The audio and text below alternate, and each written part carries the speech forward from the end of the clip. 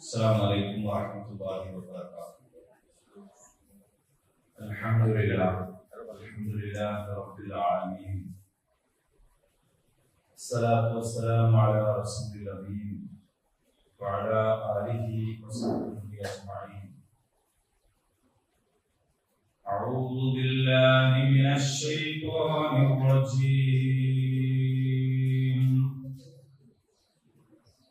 ولا تجعلوا الله عرضة لأيمانكم أن تبروا وتتقوا وتصلحوا بين الناس والله سميع عليم. لا يؤاخذكم الله باللغو في أيمانكم ولكن يؤاخذكم بما كسبت قلوبكم والله غفور حليم.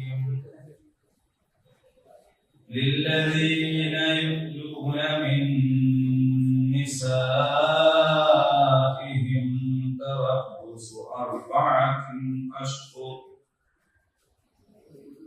فإن فاءوا فإن الله غفور رحيم.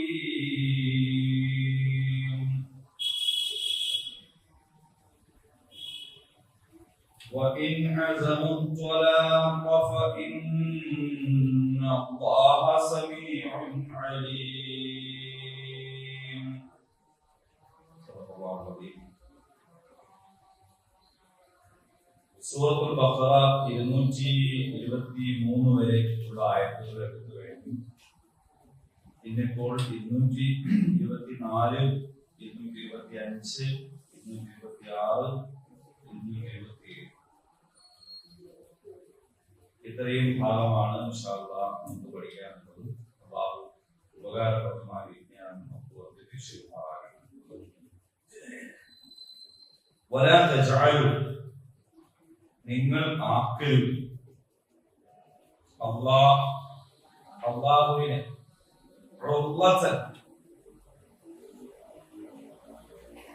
വിലങ്ങ്, തടസ്സം, അതേപോലെ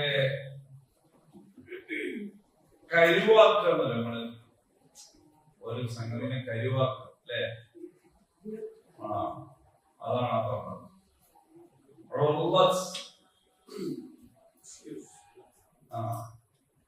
അയാളെ കരുവാക്കി രക്ഷപ്പെടുന്ന എന്നൊക്കെ പറയില്ലേ?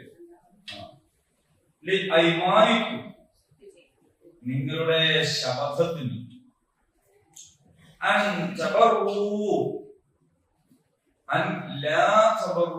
എന്നാണ് ശരിക്ക് അവിടെ അർത്ഥം വരിക. അപ്പൊ അത് എങ്ങനെയാന്ന് വെച്ചാൽ ഈ ഭാഷാ ഘടന അനുസരിച്ചാണ് അത് മനസ്സിലാവുക. അറബിയിൽ അങ്ങനെ പ്രയോഗിക്കാറുണ്ട്. നന്മ ചെയ്യാതിരിക്കാൻ,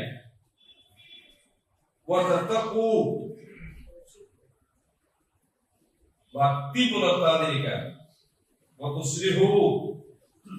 രഞ്ജിപ്പുണ്ടാക്കാതിരിക്കാൻ, ബൈനന്നാസ് ജനങ്ങൾക്കിടയിൽ. അല്ലാഹു സമീഉൻ അലീം. അല്ലാഹു എല്ലാം അറിയുന്നവനാണ്, എല്ലാം കേൾക്കുന്നവനാണ്. നന്മ ചെയ്യുക, ഭക്തി പുലർത്തുക, ജനങ്ങൾക്കിടയിൽ യോജിപ്പുണ്ടാക്കുക എന്നിവർക്ക് തടസ്സമുണ്ടാക്കാനായി ശപഥം ചെയ്യാൻ നിങ്ങൾ അല്ലാഹുവിന്റെ പേര് ഉപയോഗിക്കുക. അല്ലാഹു എല്ലാം കേൾക്കുന്നവനാണ്, സകലതും അറിയുന്നവനുമാണ്. ലാ യുആഖിദുക്കും നിങ്ങളെ പിടികൂടുകയില്ല. അല്ലാഹു പിടികൂടുകയില്ല. ലഗ്വ് എന്ന് പറഞ്ഞാൽ അനാവശ്യം എന്നാണ് ലഗ്വ് അല്ലേ? എന്ന് പറഞ്ഞില്ലേ? മുസ്ലിങ്ങളുടെ സ്വഭാവം എന്താണ്?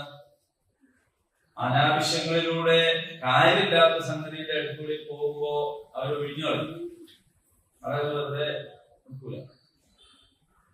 അപ്പോൾ കാര്യമില്ലാത്തവർക്ക് ഈ അഭിമാനിക്കും നിങ്ങളുടെ ശബ്ദങ്ങളിൽ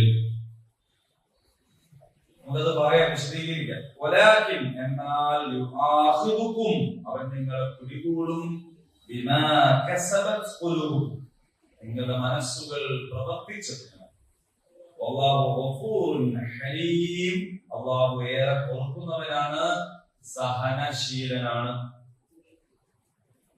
ലില്ലദീന യുഖ്ലൂന ശപഥം ചെയ്ത് പിരിയുന്നവർക്കുണ്ട് മിൻ നിസാഇഹിം തങ്ങളുടെ സ്ത്രീകളിൽ നിന്ന് ശപഥം ചെയ്ത് പിരിയുന്നവർക്കുണ്ട് തറബ്ബുസു അർബഅത്ത് 4 കാത്തിരിപ്പ് അശ്ഹുരിൻ മാസങ്ങളുടെ 4 മാസത്തെ കാലാവധി ഉണ്ട്.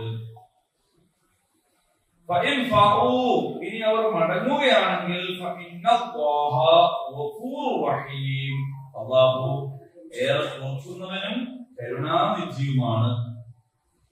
വഇൻ അസമു ഇനി അവർ തീരുമാനത്തിൽ ഉറച്ചു നിൽക്കുകയാണെങ്കിൽ അത്വലാഖ് വിവാഹമോചനം എന്ന തീരുമാനത്തിലാണെങ്കിൽ ഫഇന്നല്ലാഹ തീർച്ചയായും അല്ലാഹു സമീഉൻ അലീം എല്ലാം കേൾക്കുന്നവനാണ്, എല്ലാം അറിയുന്നവനാണ്.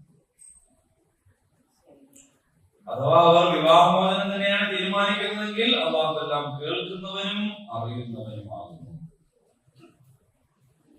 അപ്പൊ ഇനി ചില വിവാഹമോചനമൊക്കെയായിട്ട് ബന്ധപ്പെട്ട നിയമങ്ങൾ വരാൻ പോവുകയാണ്. അതിന്റെ കൂടി മുന്നോടിയായിട്ടാണ് ചില കാര്യങ്ങൾ ഇവിടെ പറയുന്നത്. അപ്പൊ അതില് ശപഥം, അതായത് ശപഥം എന്ന് പറയുമ്പോൾ തന്നെ മലയാളത്തിൽ പറയാം പ്രതിജ്ഞ, പ്രതിജ്ഞ, സത്യം ചെയ്യണം. അതായത് നമ്മള് സാധാരണ സംസാരത്തില് ശപഥം എന്ന് പറയാറില്ല അല്ലെ, സത്യം ചെയ്യാന്ന് പറയും. പിന്നെന്താ പറയാ, പ്രതിജ്ഞയാന്ന് ചിലപ്പോ പറയും. മനുഷ്യന്മാരുടെ വാക്ക് എന്ന് പറയുന്നത് വളരെ പ്രധാനമാണ്. മറ്റു ജീവജാലങ്ങൾ ആശയവിനിമയം നടത്തുന്നത് ഏതാനും ചില സിഗ്നലുകളിലൂടെയാണ് അല്ലെ, എന്തെങ്കിലും ചെറിയ ചില അപ്പൊ മറ്റ് സഹജീവികളെ ഇവിടെ ശത്രു ഉണ്ട് എന്ന് അറിയിക്കുന്നത്, സഹായത്തിന് വിളിക്കുന്നത്, ഇണകളെ ആകർഷിക്കുന്നത്, ശത്രുക്കളെ ഭയപ്പെടുത്തുന്നത് എല്ലാം നടക്കുന്നുണ്ട്. ഈ ജീവജാലങ്ങൾക്കിടയിൽ ഇതിന് ആവശ്യമായ കമ്മ്യൂണിക്കേഷൻ സ്കിൽ അവർക്കുണ്ട്. വ്യത്യസ്തമായ രീതിയിലാണ്. മിന്നാമിന് അതിന്റെ വെളിച്ചം അല്ലെ, അതിങ്ങനെ എന്താ സംഭവിക്കുന്നത്, ഏതോ ഒരു സ്വിച്ച് ഓഫ് ആക്കാൻ മറന്നുപോയതല്ല, അതിന്റെ ഒരു കമ്മ്യൂണിക്കേഷൻ ആണ്. അതുപോലെ ഒരുപാട് സംഗതി, തേനീച്ച അതിന്റെ ഒരു പ്രത്യേക സ്മെല്ല് പുറപ്പെടുവിക്കും. തേനീച്ച മറ്റു തേനീച്ചകളെ അലർട്ട് ആക്കുന്നത് അങ്ങനെയാണ്, ഒരു സ്മെല്ലുണ്ടാവും.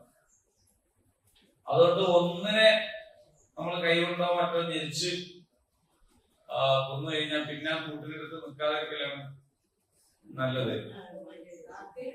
ഒന്നിച്ചു വരും. അപ്പൊ ഒന്നിച്ചു വരുന്നത് നമ്മൾ അറിയുന്നില്ല, അതിന്റെ അനൗൺസ്മെന്റ് ഒന്നും നമ്മൾ കേൾക്കുന്നില്ല. പക്ഷെ അതെന്ത് ചെയ്യുന്നുണ്ട്, ഒരു പ്രത്യേക ഗന്ധം പുറപ്പെടുവിച്ചാൽ ബാക്കിയുള്ളവരൊക്കെ. വൈക്കം മുഹമ്മദ് ബഷീർ പറഞ്ഞിട്ടുണ്ടല്ലോ, ഈ കാക്കമാരിൽ എന്തുകൊണ്ടാണ് മുസ്ലിങ്ങൾക്ക് പറയുന്നത് ചോദിച്ചു. ഈ കാക്കമാരെന്ന് പറയാനുള്ള കാരണം എന്താണ്? അപ്പൊ ചോദിച്ചു, പറക്കുന്ന കാക്കനെ കണ്ടിട്ടില്ലേ ചോദിച്ചാൽ. അപ്പൊ ഒന്ന് എന്താ പറ്റിയ എന്താ നടക്കുക, എല്ലാവരോടും ഇതേമാരാണ് ഈ കാക്കമാര് എന്ന് പറഞ്ഞു. അത് ഫലിതാണ്. പക്ഷെ എന്തായാലും വ്യത്യസ്ത ജീവജാലങ്ങൾക്ക് വ്യത്യസ്ത കമ്മ്യൂണിക്കേഷൻ. പക്ഷെ മനുഷ്യനെ സംബന്ധിച്ചിടത്തോളം അല്ലമഹുൽ ബയാൻ, മനുഷ്യന് സൂചനകൾ പുറപ്പെടുവിക്കാൻ മാത്രമല്ല ഇങ്ങനെ നിന്ന് പറയാൻ കഴിയും, വിശദമായിട്ട് പറയാൻ കഴിയും, വിശദീകരിക്കാൻ കഴിയും. അപ്പൊ ഈ വിശദമായി പറയുക, വിശദീകരിക്കുക എന്നൊക്കെ പറയുന്നത് മനുഷ്യന്റെ ഒരു പ്രത്യേകതയാണ്. അള്ളാഹുവിന്റെ കാരുണ്യത്തോട് ചേർത്ത് പറഞ്ഞ ഒരു കാര്യമാണ്. റഹ്മാൻ ഖലഖൽ ഇൻസാൻ അല്ലമഹുൽ ബയാൻ. അപ്പൊ മനുഷ്യന്റെ വാക്കുകൾ വലിയ പ്രാധാന്യമുള്ള, അപ്പോ വാക്കുകളുടെ ഒരു വിലയാണല്ലോ നിക്കാഹിന്റെ ചടങ്ങിൽ നമ്മൾ കാണുന്നത്. എന്താ പാടെ നടക്കുന്നത്? ഒരു വാക്ക് പറയാണ് അല്ലെ, എന്റെ മോളെ ഞാൻ നിനക്ക് നിക്കാഹ് ചെയ്തിരുന്നു എന്ന് ഒരിക്കൽ പറയാണ്. അല്ലാണ്ട് വേറെ എന്തൊന്നും എടുത്തു കൊടുക്കണോ, എന്തെങ്കിലും മുറിച്ചു കളയുന്നോ, ഒന്നുമില്ല. ഈ വാക്കാണ്, അതുകൊണ്ട് പറയണം. ഞാൻ സ്വീകരിച്ചു മറ്റാൾ പറയാം. അതോട് കൂടിയിട്ട് മൊത്തം മാറി, എന്തെല്ലോ സംഭവിക്കാം അല്ലെ. ഈ പറഞ്ഞ ആളും അയാളുടെ ഭാര്യയും പിന്നെ ഈ കേട്ട് സ്വീകരിച്ച ആളുടെ മാതാപിതാക്കളാവുകയാണ്. ഇത്ര കാലം മരണം വരെ പിന്നെ ആ ബന്ധം നോക്കാൻ കഴിയില്ല. ഇതിപ്പോ വേറൊരു പെണ്ണിനെ കല്യാണം കഴിക്കാൻ വേണ്ടി അത് പറഞ്ഞത്. ഓരോ തലാക്കായാലും ഇതുപോലെ അങ്ങനത്തെ ഒരു വാക്കാണ്. ഇനി തലാഖ് എന്ന് പറയുന്നതും ഒരു വാക്കാണ്. എന്ന് പറഞ്ഞാൽ രണ്ട് വാക്കുകൾക്കിടയിലാണ് നമ്മുടെ ദാമ്പത്യ ജീവിതം എന്ന് പറയുന്നത്. നിക്കാഹിന്റെയും തലാഖിന്റെയും വാക്ക്. അപ്പൊ ആലോചിച്ച് നോക്കൂ, മനുഷ്യന്റെ വാക്കിന്റെ ഒരു വില എന്താണ്? അപ്പൊ സാധാരണയിൽ പറയുന്ന വാക്കുകൾക്ക് തന്നെ അത്രയും വിലയുണ്ട്. അതുകൊണ്ടാണ് ഖൂലു ഖൗലൻ സദീദ, നിങ്ങൾ നല്ല വാക്കുകൾ പറയണം. ഫൽയഖുൽ ഖൈറൻ ഔ ലിയസ്മുത്, ഒന്നുകിൽ നല്ലത് പറയാ അല്ലെങ്കിൽ മിണ്ടാതിരിക്കുക. മൗനം വിദ്വാന് ഭൂഷണം അല്ലെ. നല്ല വിവരമുള്ള ആൾക്കാർക്ക് മൗനമാണ് നല്ലത്. അതിമൗനം ഭ്രാന്തിന്റെ ലക്ഷണം എന്നാലും അതിനോട് ചേർത്ത് പറഞ്ഞു. ഒന്നും പറയാൻ കഴിയാതെ ഹൃദയങ്ങൾ ഉണ്ടാകുന്നാല് അതും തയ്യാറാണ്. ഞാൻ കഴിഞ്ഞ ക്ലാസ്സിൽ പറഞ്ഞിരുന്നു, നമ്മുടെ ജീവിതം ഒരു നടുവിലൂടെയാണ്, ഒരു സന്തുലിതമാണ്. അപ്പുറമല്ല ഇപ്പുറമല്ല, രണ്ട് അഗ്രങ്ങളിലും പോയിട്ട് തീവ്രതയിലേക്ക് നമ്മൾ പോകാൻ പാടില്ല, നടുവിലൂടെ പോകാം. അപ്പൊ ഇവിടെ പറയുന്നത് സാധാരണയിൽ കവിഞ്ഞ വാക്കാണ്. അതേതാണ് വാക്ക്? അതിനെയാണ് നമ്മൾ ശബദം എന്ന് പറയുന്നത്. ഇത് ഭൗതിക കോടതികളിലും ഉണ്ട് അല്ലെ. നമ്മുടെ ചെന്നിട്ട് ഇങ്ങനെ കൈ തൊട്ടിട്ടില്ലേ, കോടതി മുമ്പാകെ ഞാൻ സത്യം മാത്രമേ ബോധിപ്പിക്കൂ. അപ്പൊ ചിലപ്പോ വിശ്വാസികളാണെങ്കിൽ വേദഗ്രന്ഥം വെച്ചിട്ടൊക്കെ സത്യം ചെയ്യുന്നവരുണ്ട്, അതേപോലെ ഭരണഘടന തൊട്ട് സത്യം ചെയ്യുന്നവരുണ്ട്. നമ്മുടെ ഈ ജനപ്രതിനിധികളുടെ സത്യപ്രതിജ്ഞകളൊക്കെ പിന്നെ ചില ആൾക്കാർ ചെയ്യുക ദൈവനാമത്തിലാണ്. ഈ ദൈവവിശ്വാസം ഇല്ലാന്ന് പ്രഖ്യാപിക്കേണ്ട ചില ആൾക്കാരുണ്ട്. അവർക്ക് ഉണ്ടായിരുന്നെങ്കിലും അങ്ങനെ നല്ലവരെങ്കിലും അങ്ങനെ പറയണമെങ്കിൽ ഒരു ചെയ്യും ദൃഢപ്രതിജ്ഞ എന്ന് പറയും. ഈ ദൃഢം എന്ന് പറയുന്നതിനേക്കാളും താല്പര്യത്തിനുണ്ട് ദൈവധർമ്മത്തിൽ എന്ന് പറയുന്നതിനുണ്ട്. കാരണം ദൈവത്തിൽ വിശ്വാസത്തിൽ അവിടെ ബോധിപ്പിക്കേണ്ടതുണ്ട് എന്നറിയാൻ കാര്യങ്ങളൊക്കെ ഉണ്ട്. അപ്പൊ പ്രതിജ്ഞ ചെയ്യുക എന്ന് പറയുന്നതിന്, അല്ലെങ്കിൽ സത്യം ചെയ്യുക എന്ന് പറയുന്നതിന് നിയമപരമായി പോലും എന്തുണ്ട്, ഒരു വിലയും നിലയും ഒക്കെ ഉണ്ട്. അപ്പൊ അറബികള് ജാഹിലിയ്യ കാലത്ത് അവരുടെ ഒരു ശീലം എന്ന് പറയുന്നത് വെറുതെ സത്യം, ഒരാവശ്യമില്ലാണ്ട് സത്യം. ഇപ്പൊ തന്നെ ഗൾഫിൽ പോയ ആൾക്കാർക്ക് അറിയാം, ഓരോ വർത്താനത്തിൽ തന്നെ എന്തുണ്ടാവും, എന്തൊരു വർത്താനം ഇങ്ങനെ പറഞ്ഞുകൊണ്ട് പോലെ ഇങ്ങനെ അപ്പൊ ഒരു 10 വർത്താനം പറയുമ്പോ 10-20 പ്രാവശ്യം എന്തോ ഉണ്ടാവും അങ്ങനെ പറയും. അത് പക്ഷെ ഈ ടൈപ്പ് അല്ല കേട്ടോ, അത് വ്യത്യാസമുണ്ട്, അതിനെ കുറിച്ച് പറയുന്നുണ്ട്, അത് വേറെ. പക്ഷെ കാര്യഗൗരവത്തിൽ തന്നെ സത്യം ചെയ്യാൻ പാടുള്ളതിനും പാടില്ലാത്തതിനും ഒക്കെ സത്യം ചെയ്യാം. ചെയ്യുന്ന സ്വഭാവം നമ്മളെ ഇടയിൽ അങ്ങനത്തെ ഒരു ഉണ്ട്. അതായത് ചെയ്യാൻ പാടില്ലാത്ത സത്യം ചെയ്യാം. ചില ആൾക്കാർ പറയും എനിക്ക് അങ്ങനെ പെങ്ങളില്ല, എനിക്ക് ഇനി അങ്ങനത്തെ ഒരു പെങ്ങളില്ല, എന്തോ ഒന്ന് തെറ്റിയതായിരിക്കും, എന്തോ കല്യാണം വിളിച്ച് വരാത്തേക്കും, അല്ലെങ്കിൽ മെസ്സേജ് അയച്ചിട്ട് മറുപടി കിട്ടാത്തേക്കും. അപ്പൊ എനിക്ക് അങ്ങനെ മക്കളില്ല, എനിക്ക് അങ്ങനത്തെ ഒരു മോനില്ല, എന്നാൽ ഞാനും അവനുമായിട്ട് ഇനി ഒരു ബന്ധവുമില്ല എന്നൊക്കെയാണ് ഈ പറയുന്നത്. അതേപോലെ നല്ല കാര്യങ്ങൾ ചെയ്യൂല സത്യം ചെയ്യാം. ഏതൊരാളും സഹായം ചെയ്തിട്ട് പറ്റിച്ചിട്ടുണ്ടാവും. ഇനി ഞാൻ എന്ത് ചെയ്ത ഒറ്റൊരു ഒരു നായ പൈസ ഈ കൊള്ളി കുടിച്ചാൽ ഞാനത് അപ്പോ ഏതോ ഇഷ്ടം പറ്റിച്ചതാ, പറ്റിക്കലിൽ പെട്ടതാ, നമ്മളെ നാട്ടിലെ ജീവിതത്തിൽ പെട്ടതാണ്. ആൾക്കാർ പറ്റിക്കുകയും ചെയ്യും എന്ന് വിചാരിച്ച് തീരുമാനം എടുത്ത് ഇനി ഞാൻ സൽക്രമം ചെയ്യൂല, ഇനി ഉണ്ടല്ലോ മോനെ ഞാൻ ഒരാളെ സഹായിക്കുന്ന പരിപാടിയില്ല, നിർത്തി. നല്ല കാര്യമാണോ? ഇനി ഞാൻ സുന്നത്ത് നിസ്കരിക്കൂല, ഇനി ഞാൻ നോമ്പ് കൊടുക്കൂല, സുന്നത്ത് നോമ്പിന്റെ പരിപാടി ഞാൻ ക്ലോസ് ചെയ്തു. ഇങ്ങനെ നല്ല കാര്യങ്ങളെ കുറിച്ച് ഇത് ചെയ്യാൻ പാടില്ലാത്തതാണ്. പക്ഷെ ഇങ്ങനെ ചെയ്തിട്ട് പിന്നെ അടുത്ത ഒരു തന്ത്രം എന്താന്ന് വെച്ചാൽ, എനിക്ക് സഹായിക്കണം എന്നൊക്കെ ഉണ്ടായിരുന്നു, പക്ഷെ ഞാൻ സത്യം ചെയ്തു പോയി. ഞാൻ അള്ളാനെ കുറിച്ചാണ് സത്യം ചെയ്തത്, ഇനി ഞാൻ എന്ത് ചെയ്യൂല, സത്യം ഞാനൊക്കെ ഒരു പൈസ കൊടുക്കൂല എന്ന് ഞാൻ അള്ളാനെ കുറിച്ച് സത്യം ചെയ്തു, ഇനിയിപ്പോ തരാൻ കഴിയുള്ളൂ. അപ്പൊ അത് രണ്ടാമത്തെ ഒന്നങ്ങനെ ചെയ്യാൻ പാടില്ല. രണ്ടാമത്തത് ആ ചെയ്തതിനെ ഒരു കാരണമായി അള്ളാഹുവിലേക്ക് ചാർത്തുക. ഇങ്ങനെ അള്ളാഹ് സത്യം ചെയ്തു പോയതുകൊണ്ടാട്ടോ, മനസ്സിലായില്ലേ? അപ്പൊ എന്നെ എന്താക്കണ്ട, കുറ്റക്കാരനാക്കണ്ട. ഞാനിനി ഖുർആൻ ക്ലാസ്സിൽ വരില്ല എന്ന് അന്ന് ഞാൻ സത്യം ചെയ്തതാണ്, അള്ളാഹ് സത്യം ചെയ്തതാണ്. ഞാൻ എന്താക്കാനാണ്? അള്ളാഹ് സത്യം ചെയ്തു പോയി. മനസ്സിലായില്ലേ? അപ്പൊ അള്ളാഹെ കാരണമാക്കുക. അപ്പൊ രണ്ടാമത്തെ ഒരു തന്ത്രമാണ്. കുതന്ത്രം എന്ന് പറയാം. ഒന്നാമത്തത് ചെയ്യാൻ പാടില്ലാത്ത സത്യം ചെയ്തു, രണ്ടാമത്തത് അത് ന്യായമാക്കിയിട്ട് പിന്നെ നല്ല കാര്യങ്ങൾ ചെയ്യാൻ തടസ്സം ഞാനല്ല, അള്ളാന്റെ പേരിൽ സത്യം ചെയ്തിട്ടത് അതാണ് എന്നുള്ള സ്വഭാവം. പടപ്പുകളുടെ പേരിൽ സത്യം ചെയ്യാൻ പാടില്ല എന്ന് നിങ്ങൾക്ക് അറിയാലോ അല്ലെ? അറിഞ്ഞൂടെ? ദൈവമാണ് സത്യം, അമ്പർത്ത് തങ്ങളാണ് സത്യം. പണ്ടൊക്കെ അങ്ങനെ പറയുന്നില്ലേ? ഇപ്പൊ അങ്ങനെ പറയുന്ന ആരെങ്കിലും ഉണ്ടെങ്കിൽ അങ്ങനെ പറയൂ, എന്റെ വാപ്പാണ് സത്യം, ഉമ്മാണ് സത്യം, അല്ലെ, എന്റെ മക്കളാണ് സത്യം, അങ്ങനൊന്നും പറയാൻ പാടില്ല.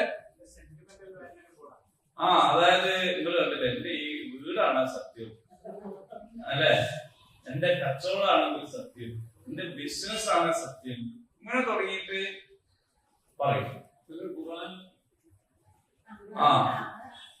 അത് വേറെ ഒരു സംഗതിയാണ്. അപ്പൊ എന്താ കാര്യം എന്ന് വെച്ചാൽ അള്ളാഹുവിനെ കൊണ്ടാണ് സത്യം ചെയ്യേണ്ടത്. അള്ളാഹുവാണ് സത്യം. അപ്പൊ അള്ളാഹുവാണ് സത്യം എന്ന് പറയുമ്പോൾ അതിനെ വ്യത്യസ്ത ഭാഷകളിലും ശൈലികളിലും ഒക്കെ പറയണേ കുഴപ്പമില്ല. അതെങ്ങനെയാന്ന് വെച്ചാൽ നബിസല്ലല്ലാഹു തന്നെ ചില ഹദീസുകൾ നമുക്ക് കാണാൻ പറ്റും. എന്റെ ആത്മാവ് ആരുടെ കയ്യിലാണോ അവനാണ് സത്യം. അള്ളാഹുവാണ് സത്യം തന്നെയാണ് പറയുന്നത്. ഈ വിശുദ്ധ ഭവനത്തിന്റെ നാഥനാണ് സത്യം. അപ്പൊ പരിശുദ്ധ കഅബയുടെ നാഥനാണ് സത്യം എന്ന് പറഞ്ഞാലും അത് തന്നെയാണ്. അപ്പൊ അള്ളാഹുവിനെ പിടിച്ചാണയിടുക, സത്യം ചെയ്യുക എന്നത്, അഥവാ സത്യം ചെയ്യാൻ അങ്ങേയറ്റൊരാവശ്യമായി വന്നാൽ ചെയ്യാൻ പാടുള്ളൂ. രണ്ടു മൂന്ന് കാര്യം ഇപ്പൊ ഞാൻ പറയുന്നു. ഒന്ന്, എപ്പോഴും ഇങ്ങനെ സത്യം ചെയ്യരുത്. അനങ്ങുമ്പോഴേക്ക് സത്യം ചെയ്യുന്ന ഒരു ശീലം നല്ലതല്ല. ഒന്ന്. രണ്ട്, അഥവാ അങ്ങനെ സത്യം ചെയ്യേണ്ടി വരുന്ന ഒരു സാഹചര്യത്തിൽ അള്ളാഹുവിന്റെ പേരിലെ സത്യം ചെയ്യാൻ പാടുള്ളൂ. രണ്ട്. മൂന്നാമത്തത്, നല്ല കാര്യങ്ങൾ ചെയ്യുകയില്ല എന്ന് സത്യം ചെയ്യാൻ പാടില്ല. നാലാമത്തത്, അത്തരം സത്യം ചെയ്താൽ അത് ലംഘിക്കണം. പ്രതിജ്ഞ ചെയ്താൽ ലംഘിക്കുന്നത് ശരിയല്ല, സത്യം ചെയ്താൽ ലംഘിക്കാൻ പാടില്ല. പക്ഷേ ചെയ്യരുതാത്ത കാര്യങ്ങൾ, ഇപ്പൊ ഒരു ഹലാലായ കാര്യം എനിക്ക് ഒരിക്കലും ഞാൻ ചെയ്യൂലാന്നോ ഹറാമായത് ചെയ്യുന്നോ ഒക്കെ ചെയ്യുന്ന സത്യങ്ങളെ ലംഘിക്കണം. അപ്പൊ ലംഘിക്കുമ്പോ എന്താ ചെയ്യേണ്ടത്? അത് വേറെ പറയുന്നുണ്ട്.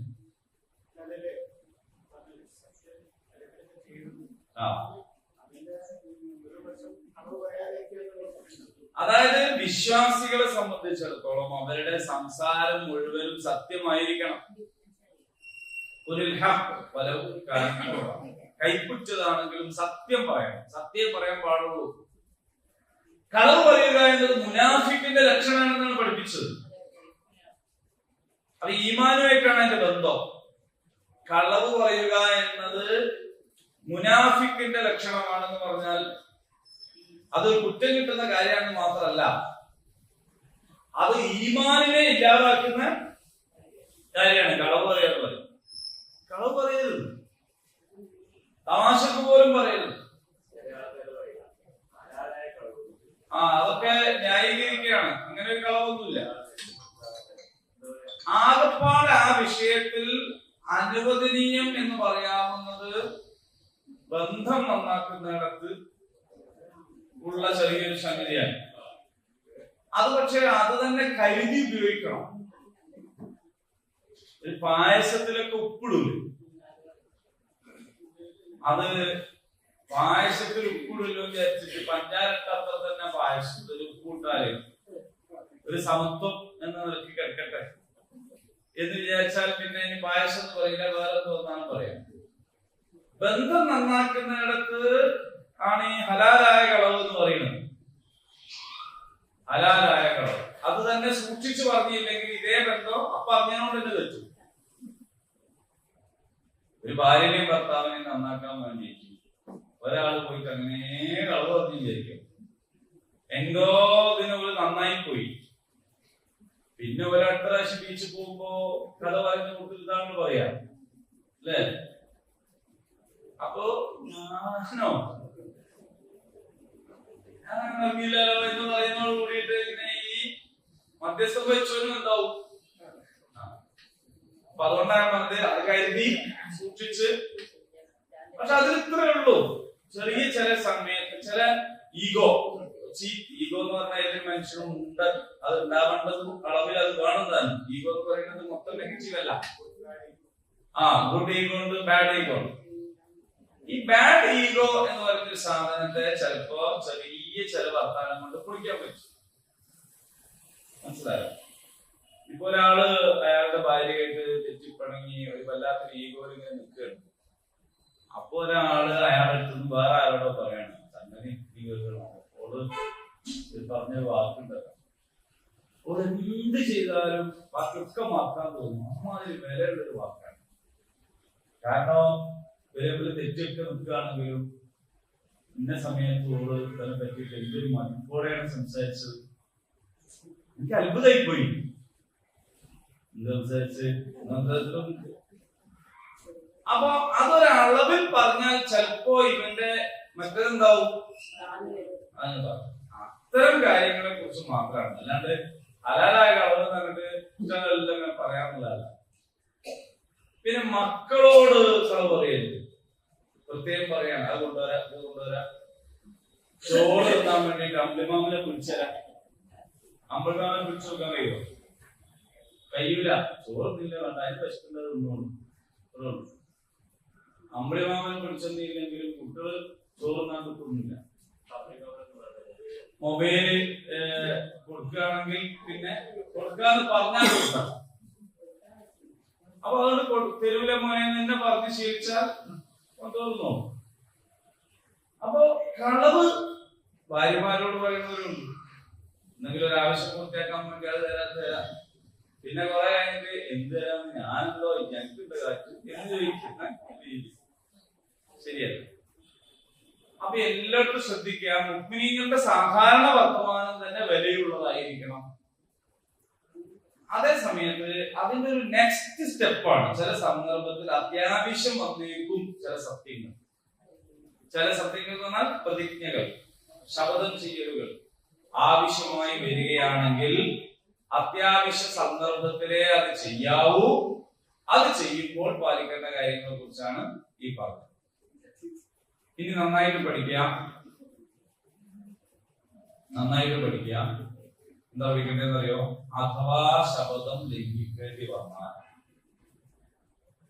ചെയ്യാൻ പാടില്ലാത്ത ശബ്ദമാണ് ചെയ്തെങ്കിൽ അത് ലംഘിക്കൽ നിർബന്ധമാണ്. തർക്കല്ല.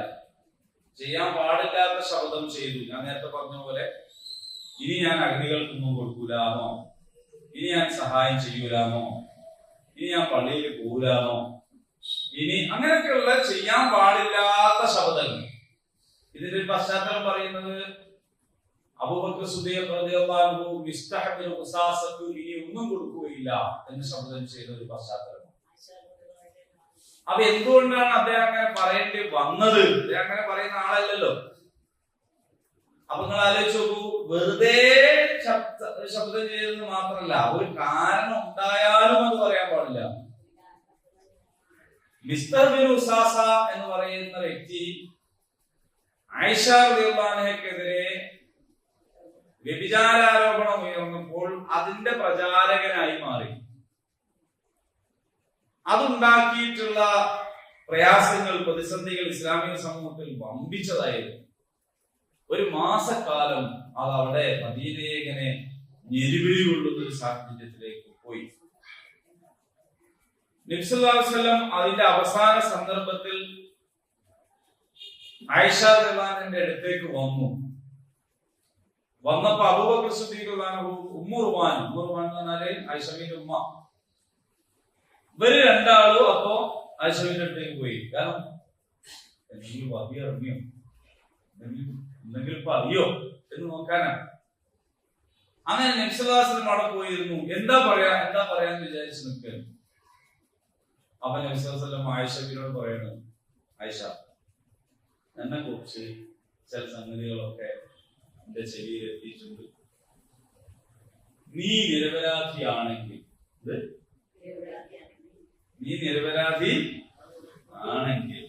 അള്ളാഹു നിന്റെ നിരപരാധിത്വം തെളിയിക്കുമായിരിക്കും. ഇനി നിന്റെ അടുത്ത് എന്തെങ്കിലും തെറ്റ് സംഭവിച്ചിട്ടുണ്ടെങ്കിൽ നീ അള്ളാഹുവിനോട് പൊറുക്കലിനെ തേടണം. എന്താ ഈ പറയുന്നത്? ആയിഷ പറയണ കണ്ണീര് പറ്റിപ്പോയി. ഒന്ന് കരയണമെങ്കിൽ എന്ത് വേണം? കണ്ണീര് പറ്റിപ്പോയി. കാരണം ആരെയും ചോദിക്കുന്നത്? അപ്പോ ഞാൻ എന്റെ പിതാവിന്റെ അടുത്തേക്ക് ആംഗ്യം കാണിച്ചു, നിങ്ങളെയും മറുപടി പറയുന്നു. അപ്പൊ ഞാൻ ആഗ്രഹിച്ചു എന്താണ് നബിനോട് ഇതിനൊരു മറുപടി പറയുന്നു. അപ്പോ അബൂബക്കർ സിദ്ദീഖ് റളിയല്ലാഹു അൻഹു പറഞ്ഞു, മോളെ ഞാൻ എന്ത് പറയാനാണ്? അപ്പൊ ഉമ്മാന്റെ അടുത്തേക്ക് നോക്കി. അപ്പൊ ഉമ്മയും പറഞ്ഞു, ഞാൻ എന്ത് പറയാനാണ്? റസൂല് പറഞ്ഞ കേട്ടില്ലേ? എന്നുവെച്ചാൽ ഈ പൊറുക്കലിനെ തെളിയിക്കാൻ എന്തെങ്കിലും പറ്റിയില്ലെങ്കിൽ. അപ്പൊ ആയിഷ ബീവി പറയാണ്, ഞാൻ അപ്പൊ പറഞ്ഞു, നിങ്ങളുടെ ചെവികളിൽ ഇപ്പോൾ നിങ്ങൾ കേട്ട കാര്യമാണ്. അതിനിടയിൽ ഞാൻ നിരപരാധിയാണെന്ന് ഞാൻ പറഞ്ഞതുകൊണ്ട് നിങ്ങൾക്ക് പ്രത്യേകിച്ച് അതിലൊന്നും തോന്നാനില്ല. അങ്ങനെ ഇരിക്കുന്ന ഒരു സാഹചര്യം, അത് വല്ലാത്തൊരു സാഹചര്യമാണ്. അപ്പോ കുറച്ച് കഴിഞ്ഞപ്പോ നബി സല്ലല്ലാഹു അലൈഹി വസല്ലം മട്ടുഭാവമൊക്കെ മാറി. അതിശൈത്യകാലത്ത് പോലും വഹി ഇറങ്ങുകയാണെങ്കിൽ നബിന്റെ മുഖം ചുവന്നു കൊടുക്കും, മുത്തുമണികളെ പോലെ വിയർപ്പ് കണങ്ങൾ ഉറ്റി വീഴും. ആയിഷയ്ക്ക് മനസ്സിലായി വഹി ഇറങ്ങുകയാണ്. അബൂബക്കർ സിദ്ദീഖ് റളിയല്ലാഹു അൻഹു ഉമ്മു റുമാനും ബേജാറായി. എന്താ വഹി എന്നറിയില്ലല്ലോ, പക്ഷേ എന്തെങ്കിലും സംഭവിക്കാൻ പോണത്. ആയിഷ വരെ എനിക്കൊരു ബേജാറുമില്ല, ഞാൻ സന്തോഷത്തോടെ ഇരുന്നു, കണ്ടതൊന്ന് ഇറങ്ങട്ടെ, ഇറങ്ങുന്നതോട് കൂടിയിട്ട് ഇത് തീരുല്ലോ. പക്ഷെ ഇവരുണ്ടാവെ നോക്കുമ്പോൾ ഒരു ഭയങ്കര ബേജാറിലാണ്. അങ്ങനെയാണ് സൂറത്തുൽ നൂറിലെ ആയത്തുകൾ ഇറങ്ങി.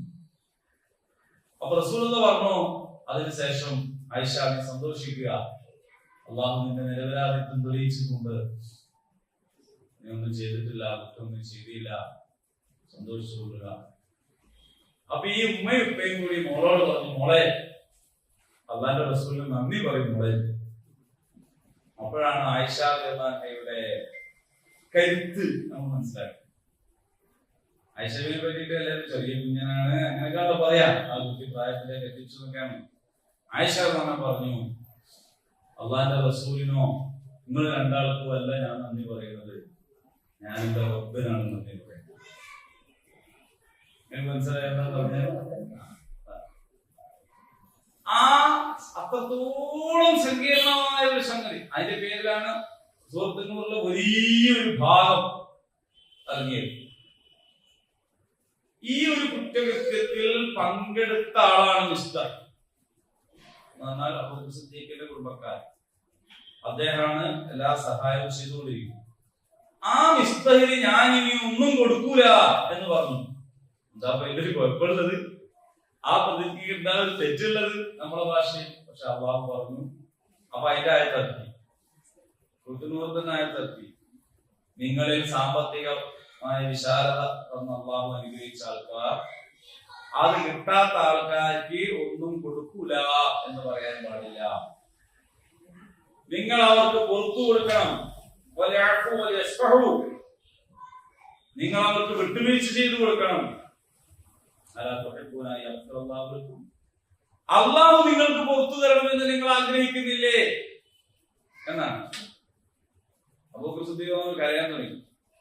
എനിക്ക് അള്ളാഹ് പുറത്തു തരണം തന്നെയാണ് എന്റെ ആഗ്രഹം. അപ്പൊ നമ്മളെ ആൾക്കാർക്ക് വിട്ടുവീഴ്ച ചെയ്തും പുറത്തു കൊടുക്കണമൊക്കെ ഓനായിട്ട് അടുത്ത കച്ചവടം ചെയ്യാൻ വേണ്ടിയിട്ടല്ല, ഞാൻ മുന്തിയ ആളാണെന്ന് നാലാൾ അറിയാൻ വേണ്ടിയിട്ടുമല്ല, എനിക്ക് അള്ളാഹ് പുറത്തു തരണം. അപ്പൊ അവിടെ അബൂബക്കർ സിദ്ദീഖ് പിന്നീട് ആ ശപഥം ലംഘിച്ചു. എന്ത് ശബ്ദം? ഒന്നും കൊടുക്കൂല എന്ന് പറഞ്ഞ ശബ്ദം ലംഘിച്ചു. ഇങ്ങനെ ലംഘിക്കൽ നിർബന്ധമാണ്. തെറ്റായ ഒരു ശബ്ദം ചെയ്താൽ അത് ലംഘിക്കൽ നിർബന്ധമാണ്. അപ്പോ അങ്ങനെ ലംഘിക്കുകയാണെങ്കിൽ എന്താ ചെയ്യേണ്ടത് എന്നാണ്. അതിനൊരു പ്രായശ്ചിത്തമുണ്ട്. അത് പരീക്ഷയ്ക്ക് ചോദിക്കും, നിങ്ങൾ നോട്ട് ചെയ്തു. അത് ഒന്ന്, 10 അഗതികൾക്ക് ഭക്ഷണം കൊടുക്കുക. വലിയ മുന്തിയ ഭക്ഷണമാണെന്നില്ല, പറ്റ താഴ്ന്നു ആവരുത്, നമ്മൾ കഴിക്കുന്ന ഭക്ഷണം എന്താണോ അത് കൊടുക്കുക. 10 അഗതികൾ. അല്ലെങ്കിൽ 10 അഗതികൾക്ക് വസ്ത്രം കൊടുക്കുക. അതുമല്ലെങ്കിൽ ഒരു അടിമയെ മോചിപ്പിക്കുക. ഇതിനൊന്നും കഴിയാത്ത ഒരാളാണെങ്കിൽ 3 ദിവസം നോമ്പെടുക്കുക. ഇതാണ് ശബദ ലംഘനത്തിന്റെ പ്രായശ്ചിത്തം. ഒന്ന്, 10 അഗതികൾക്ക് ഭക്ഷണം, 10 അഗതികൾക്ക് വസ്ത്രം, ഒരു അടിമയെ മോചിപ്പിക്കുക, അല്ലെങ്കിൽ 3 ദിവസം നോമ്പെടുക്കുക. അപ്പൊ നിങ്ങള് അള്ളാനെ ചിലപ്പോ എന്തോ ഒരു പ്രതിസന്ധി ഘട്ടത്തിൽ ഒരു ചെയ്തു പോയ ഒരു സംഗതി സത്യമായിട്ടും ഇങ്ങനെ പറഞ്ഞു പോയിട്ടുണ്ടെങ്കിൽ അത് ഇങ്ങനെ പ്രായശ്ചിത്തത്തിലൂടെ പരിഹരിക്കാം. അപ്പൊ അതുകൊണ്ട് വളരെ ഗൗരവത്തിൽ ശ്രദ്ധിക്കും. ولا تجعلوا الله عرضة لأيمانكم أن تبروا وتتقوا وتصلحوا بين الناس والله سميع عليم. നന്മ ചെയ്യുക, ഭക്തി പുലർത്തുക, ജനങ്ങൾക്കിടയിൽ യോജിപ്പുണ്ടാക്കുക എന്നിവർക്ക് തടസ്സം ഉണ്ടാക്കാനായി ശപഥം ചെയ്യാൻ നിങ്ങൾ അല്ലാഹുവിന്റെ പേര് ഉപയോഗിക്കരുത് എന്ന് പറഞ്ഞാൽ അവിടെ നിങ്ങൾ അല്ലാത്തവരുടെ പേര് സത്യം ചെയ്തല്ല. അതല്ലാത്തവരുടെ പേരിൽ ഒരു കാലത്തും സത്യം ചെയ്യാൻ പാടില്ല എന്ന് അറിയുന്ന ഒരു സമൂഹത്തോടാണ്. അള്ളാഹിന്റെ പേരിൽ നിങ്ങൾ അത് ഉപയോഗിക്കരുത്. അള്ളാഹു എല്ലാം കേൾക്കുന്നവനാണ്, സകലതും അറിയുന്നവനാണ്. ഇനി ഇതിന്റെ കൂട്ടത്തില് അള്ളാഹിന്റെ ഒരു കാരുണ്യങ്ങൾ നോക്കണേ. ഇത് പറഞ്ഞു കഴിഞ്ഞ ഉടനെ അത് പറയാണ്, ലാ യുആഖിദുകുമുല്ലാഹു ബില്ലഗ്വി ഫീ അയ്മാനികും. എന്നാൽ പാഴ്ശബ്ദങ്ങളുടെ പേരിൽ അല്ലാഹു നിങ്ങളെ പിടികൂടൂല. അതായത് അങ്ങനെ ഒരു സത്യം ചെയ്യാൻ ഉദ്ദേശിച്ചുകൊണ്ടോ അല്ലെങ്കിൽ ഗൗരവത്തിലോ ഒന്നും അല്ലാതെ എന്തോ ഒരു വർത്താനം പറയുന്നതിന്റെ ഇടയ്ക്ക്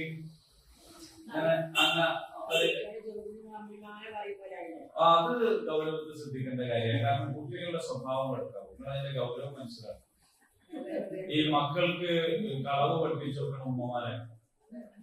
അള്ളാന്റെ തൗഫീഖോടെ എന്റെ 6 മക്കൾ ഒരാൾക്ക് 1 മണി വയ്ക്കും ഞാൻ അമ്പിമാവിനെ കുറിച്ചൊക്കെ എന്റെ ഭാര്യ കൊടുത്തു വേണമെങ്കിൽ തിന്നും വേണമെങ്കിൽ ഒരാളെടുത്തു ഒരു പ്രശ്നമില്ല. ഒറ്റ കുട്ടിക്കും തിന്നാൻ വേണ്ടി മൊബൈൽ കൊടുത്തിട്ടില്ല, അതുകൊണ്ട് കുട്ടി ഓർന്നാണ് നിന്നിട്ടില്ല. നമ്മൾ തീരുമാനം എടുക്കണമെന്ന് മാത്രം, തീരുമാനം എടുക്കണമെന്ന്. അറിയാത്തവർക്ക് എന്താ ചെയ്തുകൂടാത്തത്? അത് ഇതിൽ ബാധകമല്ല. അറിവുള്ള കാര്യമാണ് ഇപ്പൊ നമ്മൾ ക്ലാസ്സിൽ പറയുന്നത്. അറിവുണ്ടാവേണ്ട കാര്യം അറിവുള്ളവരോടും അറിവുണ്ടാക്കാൻ താല്പര്യമുള്ളവരോടാണ് പറയുന്നത്. അതുകൊണ്ട് നല്ല ആത്മവിശ്വാസത്തിലാണ് ഞാൻ നിങ്ങളോട് പറയുന്നത്. ഇനി മുതൽ മക്കള് അത് വരുന്നു ഇത് വരുന്നു ഒന്നും വരുന്നില്ലല്ലോ, ഒരുപാട് കാര്യങ്ങൾ അതിലുണ്ട്. അപ്പൊ കുട്ടികളുടെ മനസ്സിലേക്ക് ഇരുട്ടിനെ ഭയക്കാൻ അത് കാരണമാകുന്നു. പിന്നെ ഇങ്ങനെയൊക്കെ നമുക്ക് കളവ് പറയാൻ കുട്ടി പഠിക്കുന്നു. അങ്ങനെ ഒരുപാട് സംഗതികളുണ്ട്. അവിടെ അയാൾ വേറെ സമയത്ത് പറയാം, ഒന്നും പറയാം. ഇനി അതേ സമയത്ത് ഒരു പാഴ് ശബ്ദം ഏതെങ്കിലും ഒരു സമയത്ത് പറഞ്ഞ മാതിരി എന്തെങ്കിലും ഒരു വല്ലായി പറഞ്ഞു പോയി, ഒരു അത്തരം ഗൗരവത്തിലല്ലാതെ ഒരു നാക്കുപിഴ എന്നതുപോലെ ഒരു വർത്തമാനത്തിലേക്ക് അറബികളെ സംബന്ധിച്ചാണ് പ്രത്യേകിച്ച് പറഞ്ഞ പോലെ പറഞ്ഞു വരും. ആ സമയത്ത് അങ്ങനെ പറഞ്ഞതിനല്ലോ അള്ളാഹു നിങ്ങളെ വന്ന് പിടികൂടുകയില്ല. ഇതാണ് മുന്നിൽ വെച്ചാൽ കുറച്ചധികം വർത്താനം പറയും. നിങ്ങൾ കേട്ടോ, ഇവിടെ അത് കേട്ടില്ല. അതായത് അപ്പൊ എന്താ സംഭവിക്കാന്ന് വെച്ചാൽ നിങ്ങൾക്ക് പലതും മിസ്സാവും. ഈ ക്ലാസ്സിൽ ഏറ്റവും നേരത്തെ വരുന്ന ആൾക്കാരാണ്. ഞാനവരെ തോൽപ്പിക്കാൻ പല പ്രാവശ്യം മെനക്കെട്ട് കഴിഞ്ഞിട്ട് ഞാനൊരു 8:15 വരെ വന്ന് നോക്കിയിട്ടുണ്ട്. അപ്പോ അതുകൊണ്ട് ഇനി അല്ലെങ്കിൽ നിങ്ങളെ മാറ്റി 6 ആൾക്കാരുടെ ഒരു ടീമാണ്. അത് ഓരോ സ്ഥലത്തേക്ക് മാറ്റി ഒരു മീറ്റിംഗ് പഞ്ചായത്ത് നടത്താൻ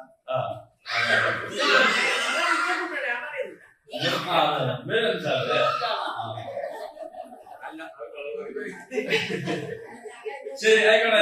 തിരിച്ചു അപ്പൊ അതുകൊണ്ട് ചിലതിന് മിസ്സാവും. ഞാനിപ്പോ സംശയം ഓരോട് ചോദിച്ചിട്ട് കാര്യം എന്നോട് ചോദിച്ചാ പോരെ, ഓരോട് ചോദിച്ചാ പോലെ എന്തോന്ന് പറഞ്ഞു. അപ്പോ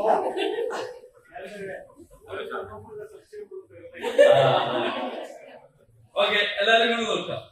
അപ്പോ നിങ്ങൾ ബോധപൂർവമല്ലാതെ പറഞ്ഞു പോകുന്ന ശബ്ദങ്ങളുടെ പേരിൽ അള്ളാഹു നിങ്ങളെ പിടികൂടുകയില്ല. വലാകിൻ എന്നാൽ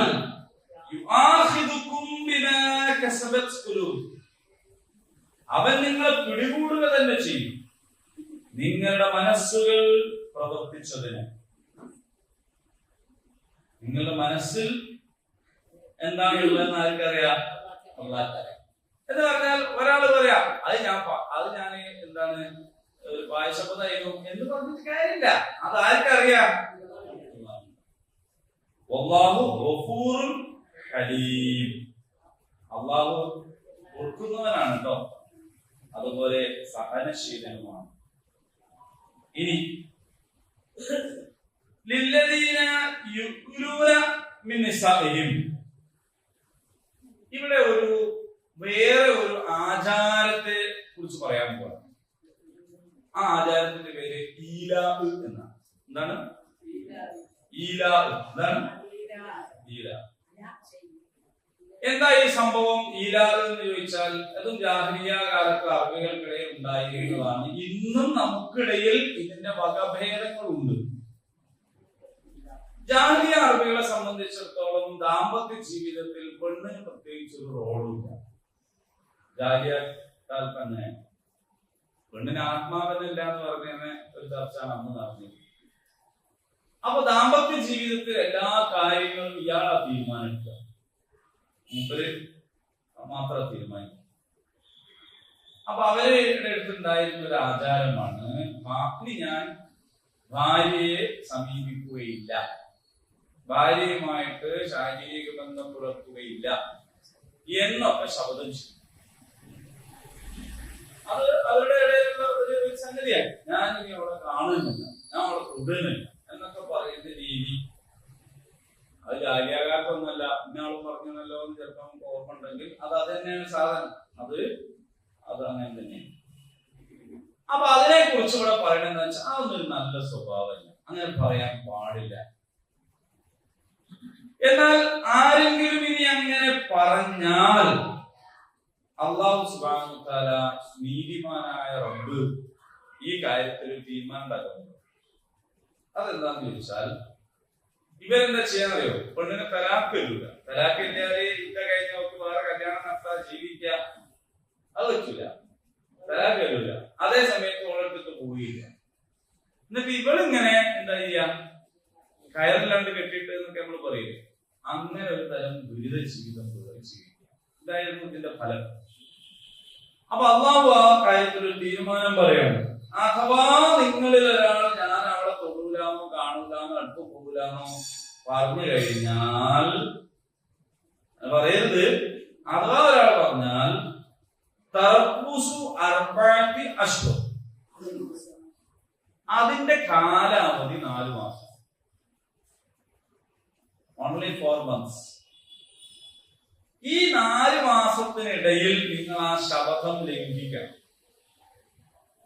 ഇല്ലെങ്കിൽ നിങ്ങളിൽ നിന്ന് ത്വലാഖ് കിട്ടാൻ വേണ്ടി കോടതിയെ സമീപിക്കാൻ അവൾക്ക് അധികാരമുണ്ട്.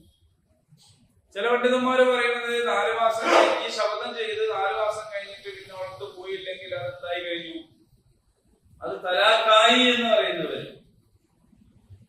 അതിൽ തന്നെ വേറെ ഫുൾ അഭിപ്രായ വ്യത്യാസങ്ങളുണ്ട്. അത് തിരിച്ചെടുക്കാൻ പറ്റാത്ത തലാഖായി എന്ന് പറയുന്നവരുണ്ട്, അല്ല തിരിച്ചെടുക്കാൻ പറ്റുന്ന തലാഖ് ആയി എന്ന് പറയുന്നവരുണ്ട്. എന്തായാലും 4 മാസം കഴിഞ്ഞാൽ എന്ത് ചെയ്തോളണം, അത് തലാഖ്.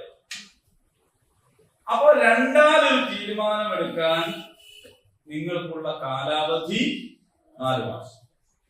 ആ 4 മാസത്തിനുള്ളിൽ ഒന്നുകിൽ നിങ്ങൾ ഈ ശപഥം ലംഘിച്ച് അവളെ അടുത്ത് പോകണം, ഇല്ലെങ്കിൽ നിങ്ങൾ തലാഖ് ചെയ്യണം. അതിനെ കുറിച്ചാണ് ഇവിടെ പറഞ്ഞത്. എന്ത്?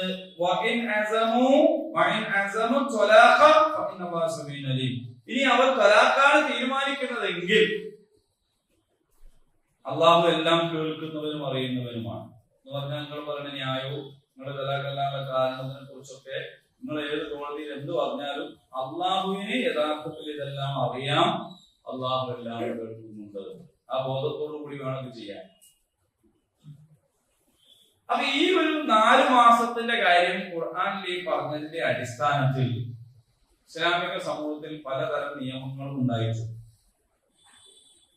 അപ്പോ ഭാര്യ ഭർത്താക്കന്മാർ പരസ്പര സമ്മതത്തോടു കൂടി അല്ലെങ്കിൽ ശാരീരികമോ മാനസികമായ എന്തെങ്കിലും ന്യായമായ കാരണത്തോടു കൂടി പരസ്പരം ബന്ധപ്പെടുകയില്ല എന്ന് തീരുമാനിക്കുന്നതിന് പ്രശ്നമില്ല, അതിന് കാലയളവൊന്നും പ്രശ്നമില്ല. അതേ സമയത്ത് അങ്ങനെ അല്ലാതെ പരസ്പരം ബന്ധപ്പെടൂല എന്ന് തീരുമാനിക്കാൻ പാടില്ലെന്നാണ്. ഇത് വെച്ചിട്ട് പിന്നെ ഒന്നുകിൽ തലാഖ് ചെല്ലണം, അല്ലെങ്കിൽ ശബ്ദം പിന്നെ ക്യാൻസൽ ചെയ്യണം. രണ്ടും ചെയ്തില്ലെങ്കിൽ കോടതി ഇടപെട്ടിട്ട് എന്ത് ചെയ്യണം, ഓരോ വേർപിരിക്കും, ഇവനെ ശിക്ഷിക്കുകയും ചെയ്യും. കാരണം ഈ പെണ്ണൊന്ന് മോചിപ്പിക്കപ്പെടണ്ടേ, ഓളിങ്ങനെ അവിടെയാണ് തലാഖ് ആയി എന്ന് പറയുന്നത്. അതെ,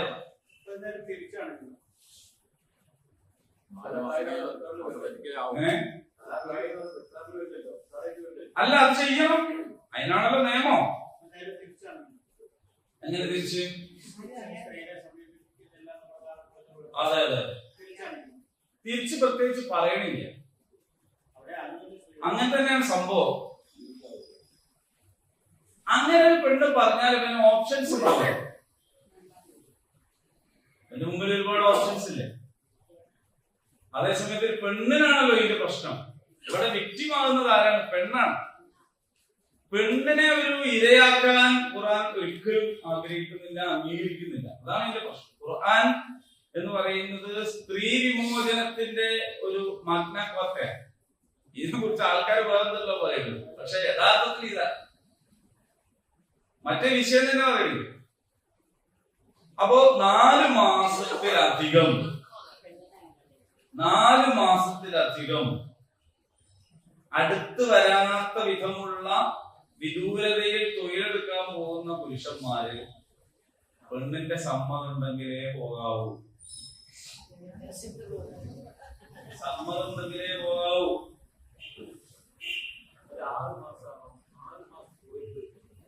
4 മാസം അർബഅത്തി അശ്ഹുർ 4 ഖുർആന്റെ അർബഅത്തി അശ്ഹുർ 4 മാസം. അർബഅ എന്ന് പറഞ്ഞാൽ വാഹിദ് ഇസ്നൈൻ തലാത്ത അർബഅ. അപ്പൊ ഈ 4 മാസത്തിലധികം പോയി ഗൾഫിൽ ജോലി ചെയ്യണമെങ്കിൽ 2 കൊല്ലോ 3 കൊല്ലോ 5 കൊല്ലോ ഒക്കെ ചെയ്യാം. അത് പരസ്പര സമ്മതത്തിലേ പോകാവൂ. ഞാനങ്ങ് പോവാ എന്നും പറഞ്ഞങ്ങ് പോകാൻ പാടില്ല. അങ്ങനെയാണ് പോണതെങ്കിൽ അത് ഇലാഹ് ആയി മാറും. അപ്പൊ വളരെ ഗൗരവത്തിൽപ്പെട്ട ഒരു സാധനം ശ്രദ്ധിക്കേണ്ടതാണ്. ഉമർ റളിയല്ലാഹുവിന്റെ കാലത്ത് പറയപ്പെടുന്നു, അന്നാണ് ഈ സൈനിക അല്ലെങ്കിൽ സൈന്യം രൂപീകരിച്ചത്. എന്ന് പറഞ്ഞാല് മൊത്തം എല്ലാവരും കൂടി യുദ്ധത്തിന് പോകുന്ന രീതിയായിരുന്നു ആദ്യം ഉണ്ടായിരുന്നത് അല്ലെ. എല്ലാ വിശ്വാസികളും പോകും. അപ്പോ രാജ്യത്തെ പൗരന്മാർക്ക് എല്ലാവർക്കും ചെയ്യേണ്ടതാണ് യുദ്ധം. ഇങ്ങനെയായിരുന്നു യുദ്ധാവശ്യമെങ്കിൽ. അത് പക്ഷേ ഒരു ട്രെയിനിങ് ഒക്കെ കൊടുത്ത് സൈന്യത്തെ പ്രത്യേകം രൂപീകരിച്ചത് ഉമർ റളിയല്ലാഹുവിന്റെ ഖിലാഫത്തിലാണ്. അന്നെങ്ങാനുണ്ടോ ഈ മുഅദ്ദിനുകളെ ശമ്പളത്തിന് നിർത്താനൊക്കെ തുടങ്ങിയത്. എല്ലാത്തിനും ആ അർത്ഥത്തിലൊരു വ്യവസ്ഥ ഉണ്ടായിട്ട് വികസിച്ചു വരികയാണ് ഇസ്ലാമിക നാഗരികം. അപ്പൊ പട്ടാളത്തിന് നിർദ്ദേശം കൊടുത്തിരുന്നു, നിങ്ങൾ എന്ത് ചെയ്തോളണം, 4 മാസത്തിലൊരിക്കൽ വീട്ടിൽ പോയി വരണം. അപ്പൊ അത് ഒരു നിയമം. ഈലാഹ് എന്ന് പറയുന്ന ആചാരത്തെ പാടില്ലാത്തതായി പറഞ്ഞു. ഇനി അഥവാ ഏതെങ്കിലും ഒരാൾ അങ്ങനെ ചെയ്താൽ അയാൾ ശപഥം ലംഘിക്കണം. ശപഥം ലംഘിച്ച് ഭാര്യയുടെ അടുത്ത് പോകണം. ആ ശപഥം ലംഘിക്കുന്നതിന്റെ പ്രായശ്ചിത്തവും ചെയ്യണം. ആ പ്രായശ്ചിത്തം എന്താണ്? 10 അഗതികൾക്ക് ഭക്ഷണം, അല്ലെങ്കിൽ 10 അഗതികൾക്ക് വസ്ത്രം, അല്ലെങ്കിൽ അടിമനെ മോചിപ്പിക്കുക, അല്ലെങ്കിൽ ഒന്നും കഴിയാത്ത ആളാണെങ്കിൽ 3 ദിവസം. അതൊരു ശീലാക്കാനും പാടില്ല. 4 മാസം കൂടുമ്പോൾ 3 നോമ്പ് വെക്കുക. അതെ, അങ്ങനെ ഉണ്ടല്ലോ. സുബഹിസ്കരിക്കാൻ വരാത്തവന് 25 ഫൈനൽ 100 രൂപ ഞാൻ 4 ദിവസം. അപ്പൊ അങ്ങനത്തെ പരിപാടി ശരിയല്ല. അത് ഇസ്ലാമിലെ തൗബയുടെ അന്തസത്തക്ക് നിരക്കാത്ത കാര്യമാണ്. അങ്ങനെ ഒരു തൗബ ഇല്ല.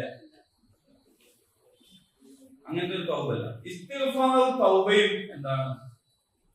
ഇസ്തിഗ്ഫാറും തൗബയും 2 സാധനം പറയുന്നുണ്ട് അല്ലെ. 2 സാധനം പറയും. അപ്പൊ ഈ നിയമങ്ങൾ പഠിച്ചോ ഈലാഹ്. അപ്പൊ ഞാൻ ഇനി അവളുമായിട്ട് ബന്ധപ്പെടുകയില്ല, അവളുടെ അടുത്ത് പോവുകയില്ല, ഞാൻ അങ്ങോട്ട് കാണൂല എന്നൊക്കെ പറഞ്ഞിട്ട് ശപഥം ചെയ്ത് പെണ്ണിനെ പ്രയാസപ്പെടുത്തിയിരുന്നവരുണ്ടായി. ഇപ്പൊ ഇയാൾക്ക് ഒരു സംഗതിയാണല്ലോ, ഓടത്ത് പോകില്ല എന്ന് പറഞ്ഞിട്ട് അങ്ങനെ ചെയ്യാൻ പറ്റും. മൂപ്പർക്ക് വേറെ നിക്കാഹും നടത്തി കുടുംബമായിട്ട് ജീവിക്കുക, ഇവിടെ ഇങ്ങനെ മുടങ്ങിയിരിക്കുക.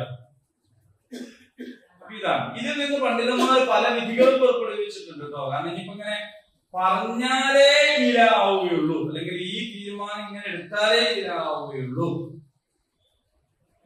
എന്ന് പറയുന്നവരുണ്ട്. അങ്ങനല്ല, ഇങ്ങനെ തീരുമാനം പറയുകയും ചെയ്തില്ലെങ്കിലും വേണമെങ്കിൽ ഉണ്ടല്ലോ വീട്ടിൽ കൊണ്ടാക്കുക, വളാളം ഉണ്ടാക്കുക, പിന്നെ നമ്മൾ തിരിഞ്ഞു കൊണ്ടെടുക്കുക, ഫോൺ എടുക്കാണ്ടിരിക്കുക, യാതൊരു ബന്ധവും ഇല്ലാണ്ടിരിക്കുക. ഈ കേസും ഇതിൽ പെടും എന്ന് പറഞ്ഞു. അപ്പൊ ഓള തെറ്റി ദേഷ്യം പിടിച്ച് കൊറേ കൊണ്ടാക്കിയില്ലേ, കൊറേ കൊണ്ടാക്കി മൊഴിയൊന്നും ചെല്ലിയില്ല, ഉപരി എത്തുമില്ല, അങ്ങോട്ട് ബന്ധപ്പെടാൻ ശ്രമിച്ചിട്ട് അതിനൊന്നും കൊടുക്കുന്നില്ല, തലാഖ് ചെല്ലുന്നില്ല. ഇങ്ങനെ ഉണ്ടല്ലോ കെട്ടിയിടുക. എന്നിട്ട് അവസാനം ഓൻ പോയിട്ട് പല നിലക്കും ഒന്ന് തലാക്കൽ തരാം, ആരെങ്കിലും ഒരു നിലപ്പെട്ടിട്ട് ഒന്ന് ശരി ഇങ്ങനെ പറഞ്ഞു കൊടുക്കുമല്ലോ. ഇത് പെണ്ണിനെ പ്രയാസപ്പെടുത്തലാണ്. അങ്ങനെ പ്രയാസപ്പെടുത്തുക, നമുക്ക് വേണമെങ്കിൽ കൂടെ ജീവിച്ചോ, വേണ്ടെങ്കിൽ മാന്യമായിട്ട് എന്ത് ചെയ്തോ, അതിന്റെ നിയമം അനുസരിച്ച് തലാക്കില്ല. മതാൽ കൊടുക്കേണ്ടത് കൊടുക്കുക, മകൾ തിരിച്ചു കൊടുക്കേണ്ട കേസാണ് തിരിച്ചു കൊടുക്കുക. അതേപോലെ ഒക്കെ ചെയ്തിട്ട് മാന്യമായിട്ട് എന്ത് ചെയ്യാ, വ്യവസ്ഥപ്പെടുത്തി. എന്തിനാ വെറുതെ മനസ്സുകൾ തമ്മിൽ അകന്നാൽ പിന്നെ നിയമം അവരെ കൂട്ടിക്കെട്ടി കാര്യമില്ല. അപ്പൊ അതുകൊണ്ട് ആണ് തലാഖ് തന്നെ നിയമമായത്. ചില ആളുകൾ പറയും തലാഖ് ഭയങ്കര ക്രൂരതയാണ്. ചിലപ്പോ തലാഖായിരിക്കും ഏറ്റവും വലിയ റഹ്മത്ത്. കാരണം അങ്ങനെയും ആയിപ്പോയ രണ്ടാൾക്കാർ എങ്ങനെ ഒന്നിച്ച് ജീവിക്കുന്നത് കഴിയില്ല. അപ്പൊ അങ്ങനെ കഴിയാത്തപ്പോഴാണ് തലാഖ്. നമ്മുടെ നാട്ടില് പിന്നെ നമ്മള് പല കാര്യങ്ങളെയും തലതിരിച്ച് മനസ്സിലാക്കിയത്. എന്നിട്ട് നമുക്ക് ഹലാലായിട്ടുള്ള ബഹുഭാര്യത്തെ നമ്മൾ ആദ്യം തന്നെ ആറാമാണ്. നമുക്ക് നിയമത്തിൽ സാധ്യതയുള്ള തലാഖിനെ നമ്മൾ ഒരു കൊടും പാതകം ചെയ്യുമ്പോഴാണ്. എന്നിട്ട് അതിന്റെ എല്ലാ ദുരിതങ്ങളും നമ്മൾ അനുഭവിക്കുകയും ചെയ്യും. ഇതാണ് ഇപ്പൊ നമ്മുടെ ഇടയിൽ കണ്ടുവരുന്ന സംഭവം. അപ്പൊ തലാഖ് ചെല്ലേണ്ടത് തലാഖ് തന്നെ, ആളെ പിടിച്ചു കൊടുക്കരുത്, നന്നായിട്ട് ജീവിക്കാം, അതാണ് ഹൈർ. അങ്ങനെ ജീവിക്കാൻ ഒരു നിലക്കും സാധ്യമല്ല. ഉപദേശം നോക്കി, മധ്യസ്ഥന്മാരുടെ നോക്കി, പലതും ചെയ്തു നോക്കി, എന്നിട്ടൊന്നും നേരെയാവുന്നില്ലെങ്കിൽ പിന്നെ നല്ലൊരു ക്രിയ എന്ന് പറയുന്ന സംഗതിയാണ്. അവിടെയൊക്കെ അള്ളാഹുവിന്റെ വചനം ശ്രദ്ധേയമാണ്. അള്ളാഹു എല്ലാം കേൾക്കുന്നവനും എല്ലാം അറിയുന്നവനുമാണ്. ഇനി ഇസ്തിഗ്ഫാറിനെയും തൗബയെയും കുറിച്ചൊരു വാക്ക്. ഇസ്തിഗ്ഫാർ എന്ന് പറഞ്ഞാൽ പാപമോചനം എന്നാണ്. ഇത് രസമുള്ള പദാണെന്ന് ആലോചിക്കുക. പാപമോചനം എന്ന് പറഞ്ഞാൽ എന്താണ്? പാപത്തിൽ നിന്ന് മോചിതനാവുക എന്നതാണ്. അല്ലാണ്ട് നമ്മൾ മനസ്സിലാക്കിയത് എന്താണ്? എന്നിങ്ങനെ നൂറൊക്കെ ചെല്ലലാണ് എന്നാണ്. ചൊല്ലലിന്റെ ഭാഗമാണ്, ദുആയാണ്. അതോടൊപ്പം പക്ഷെ എന്താണ്? പാപത്തിൽ നിന്നുള്ള മോചനമാണ്. അപ്പൊ നമ്മൾ ചെയ്തുകൊണ്ടിരിക്കുന്ന, അതാണ് ഞാൻ പറഞ്ഞത്, 4 മാസത്തിൽ കൂടുമ്പോൾ. അപ്പൊ തൗബയുടെ പിന്നെ ഉപാധിയായിട്ട് തന്നെ പറയുന്നത് സംഗതി എന്താണെന്ന് വെച്ചാൽ, പിന്നെ ചെയ്തുകൊണ്ടിരിക്കുന്ന തെറ്റിൽ നിന്ന് അവ മാറണം. ഇനി ഒരിക്കലും ആ തെറ്റ് ചെയ്യുകയില്ല എന്ന് ശപഥം ചെയ്യണം എന്നൊക്കെ പറഞ്ഞല്ലോ. അതാണ് അതിൽ നിന്ന് മോചനം നേടുക. രണ്ടാമത്തത്, മോചനം നേടി അവിടെ ഇരുന്നാൽ പോരാ. ഇപ്പൊ നമ്മളൊരു സ്ഥലത്ത് വഴി തെറ്റിപ്പോയി, ഹൈവേ ഒന്നും തെറ്റി ഇറങ്ങി. ഇപ്പൊ നല്ല സാധ്യത ഉണ്ടല്ലോ, എവിടെ ഒന്നും തിരിപാടില്ല, എവിടെയോ പോയി ഇറങ്ങാണ്. അപ്പൊ അങ്ങനെ എവിടെയെങ്കിലും വഴി തെറ്റി, വഴി തെറ്റല്ലോ എന്ന് മനസ്സിലാക്കി വണ്ടി ഓഫാക്കിയിട്ട് കാര്യമുണ്ടോ? ഇല്ല. എന്ത് ചെയ്യണം? എവിടെയാണോ തെറ്റത് അവിടേക്ക് പോയിട്ട് പിന്നെ നേരെ പോണം. അപ്പൊ എവിടെ നിന്നാണോ തെറ്റത് അവിടേക്ക് തിരിച്ചു പോകാനാണ് തൗബ. സിറാത്തുൽ മുസ്തഖീമിൽ ഇങ്ങനെ പോയിക്കൊണ്ടിരിക്കുന്ന തയ്യാറ് വെച്ച് എന്നിട്ട് വേറെ വഴിക്ക്, ഈ വേറെ വഴിയിൽ ചിലപ്പോ നമ്മൾ കുറെ ദൂരം സഞ്ചരിച്ചു പോയിട്ടുണ്ടാവും, ചിലപ്പോ കുറച്ചേ സഞ്ചരിച്ചിട്ടുണ്ടാവുള്ളൂ, കുറച്ചാണെങ്കിലും കൂടുതലാണെങ്കിലും ഒക്കെ. അവിടുന്ന് അതിൽ നിന്ന് മോചിതനായി എന്ന് പറഞ്ഞാൽ വണ്ടി തിരിച്ചു, എന്നിട്ട് അവിടെ തന്നെ നിർത്തിട്ടാ പോരാ. എവിടെന്നാണോ വന്നത് അതിൽ തിരിച്ചു താപ മടങ്ങി. അപ്പൊ ആ മടക്കമാണ് പശ്ചാത്താപം അല്ലെങ്കിൽ തൗബ എന്ന് പറയുന്നത്. അപ്പൊ ഇത്തരം സ്വഭാവശീലങ്ങൾ ആർക്കെങ്കിലും ഉണ്ടായി പോയിട്ടുണ്ടെങ്കിൽ, അനാവശ്യ കാര്യങ്ങൾക്ക് ശപഥം ചെയ്യുന്ന ശീലം, എപ്പോഴെങ്കിലൊക്കെ ഈ പറഞ്ഞ പോലെ സൽക്കർമ്മങ്ങൾ ചെയ്യൂലാന്ന് സത്യം ചെയ്തു പോയിട്ടുണ്ടെങ്കിൽ, അത് അള്ളാഹു അല്ലാത്തവരുടെ പേരിൽ, മക്കളുടെ പേരിലായാലും ബദരീങ്ങളുടെ പേരിലായാലും മൊയ്തീശയുടെ പേരിലായാലും അള്ളാഹു അല്ലാത്തവരുടെ പേരിൽ സത്യം ചെയ്യുന്ന ശീലം ഒക്കെ ഉണ്ടായിരുന്നെങ്കിൽ ഉടനെ അത് തെറ്റാണെന്ന് മനസ്സിലാക്കുക, അതിൽ നിന്ന് തിരിച്ച് തൗബ ചെയ്ത് ഇത്രയുമാണ്. ഇനി നമുക്ക് തലാഖുമായിട്ട് ബന്ധപ്പെട്ട ചില നിയമങ്ങളെ കുറിച്ചൊക്കെയാണ് പറയാനുള്ളത്. ഇൻഷാ അല്ലാഹ് അല്ലാഹു സുബ്ഹാനഹു വ തആല ഉപകാരപ്രദമായി വർദ്ധിപ്പിച്ച് മാറട്ടെ. ഉപകാരമില്ലാത്ത അറിവിൽ നിന്നും ശമനമില്ലാത്ത രോഗങ്ങളിൽ നിന്നും എത്തിക്കാൻ കഴിയാത്ത കടബാധ്യതകളിൽ നിന്നും കാത്തുരക്ഷിക്കുമാറാകട്ടെ. നമ്മുടെ ക്ലാസ്സിൽ വന്നുകൊണ്ടിരുന്ന ആളാണ് മരണപ്പെട്ടത്. അല്ലെ മൊയ്തീക്കോയാണോ? നമ്മളിവിടെ കഴിഞ്ഞ ക്ലാസ്സിൽ നമ്മൾ അദ്ദേഹത്തിന്റെ രോഗശമനത്തിന് വേണ്ടി പ്രാർത്ഥിച്ചിട്ടുണ്ടായിരുന്നു. പക്ഷെ അന്ന് തന്നെയാണ് തോന്നുന്നത് അന്നോ പിറ്റേന്നോ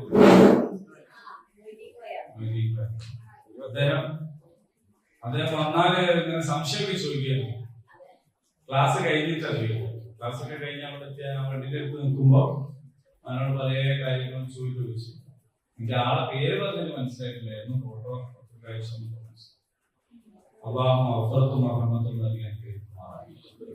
നമ്മളെല്ലാരും അങ്ങനെ പോകാൻ പോലെ പോയാലും ഇവിടെ ആരാണോ ക്ലാസ് എടുക്കുന്നത് അയാൾ പ്രാർത്ഥന. അത് അള്ളാഹു സ്വീകരിക്കണമെങ്കിൽ നമുക്ക് പാസ് മാർക്ക് ഉണ്ടാവണം, എന്നാലും അത് സ്വീകരിക്കും. നമ്മൾ മരിച്ചവർക്ക് വേണ്ടിയൊക്കെ ദുആ ചെയ്യുമ്പോൾ അതൊക്കെ അള്ളാഹു സ്വീകരിക്കും. പക്ഷേ നമുക്ക് പാസ് മാർക്ക് ഉണ്ടാവണം. പാസ് മാർക്ക് വേണം. ആ പാസ് മാർക്ക് ഉള്ളവർക്ക് ദർജ വർദ്ധിക്കാൻ വേണ്ടിയിട്ടാണ് ഈ ദുആക്ക് കാരണം. വേറെ എന്തെങ്കിലും പൊരുത്തപ്പെടാൻ. അപ്പൊ നമ്മളെല്ലാവരും ഈമാനോടുകൂടി ജീവിക്കുക, ഈമാനോടുകൂടി നിൽക്കാൻ ശ്രമിക്കുക. 10 മിനിറ്റ് മാഷക്ക് വേണം, കഴിഞ്ഞിട്ടേ പോകാവൂ. اللهم ربنا آتنا في الدنيا حسنة وفي الآخرة حسنة وقنا عذاب النار. آمين. الحمد لله.